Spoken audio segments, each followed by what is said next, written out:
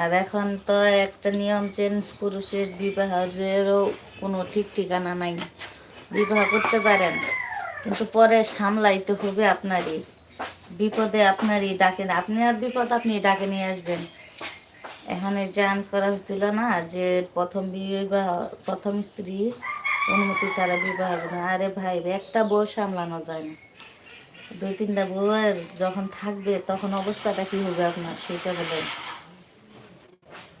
তো পুরুষদের খুব খুশি, কিন্তু এই খুশিটা থাকবে না, কারণ সংসারে থাকতে থাকতে গেলে ঝগড়াঝাটি হবে। সেই জন্য যে বিবাহ করলে যে সংসার ভালো হয়ে যাবে সেটা হবে না, আরও আপনার সংসার ধ্বংস হয়ে যাবে।